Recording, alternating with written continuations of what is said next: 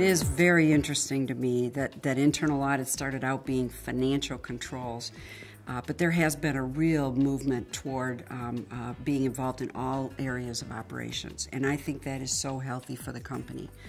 I think Sarbanes-Oxley and 404 has really helped accelerate that development, because 404, as you know, has requirements that we look at the operations and the controls around operations, and then ultimately how we report on those.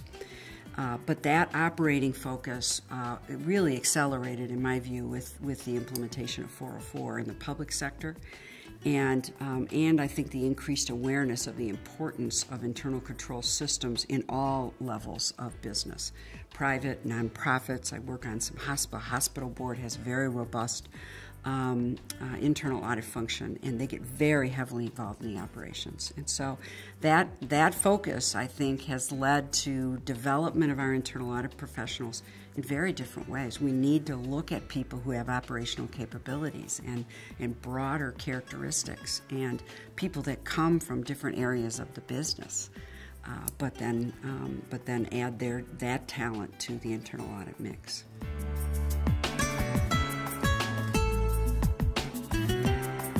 What I've seen is internal audit has evolved from a checking the box Sarbanes-Oxley compliance to really identifying, assessing the business risks at a company, and then creating a 2 to 3 year plan to do a series of audits against those, and again in different geographies, different topics, so that you knew all the risks were being covered, and you would just continually recirculate. If there were issues of potential major consequence, you might do those audits once, twice a year. If it was a little bit less significant, you might do it once every 3 years. But in a 3-year cycle, to have the audit cycle completed.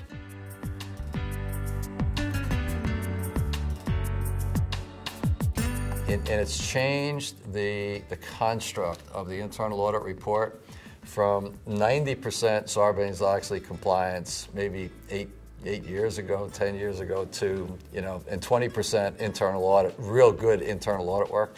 It's flipped that, where now it's 10% Sarbanes-Oxley compliance, managing only the exceptions, and 90% effectively doing audits to help the audit committee and the board mitigate risk and make sure the right controls and processes are in place. So a dramatic change. I think the next step, going and looking out 3 to 5 years, is that will continue, and internal audit will start to begin to be able to say, based on the following, and they'll get involved with big data collection and analysis. Based on that, here are the things that we ought to be thinking about. So from an audit committee standpoint, they'll help frame some of the agendas. And from an external audit standpoint, I actually think they'll have a significant impact on the external auditors, the PwCs, the KPMGs of the world, and what they are actually auditing, what the subject matter is, and what the scope of the audit is.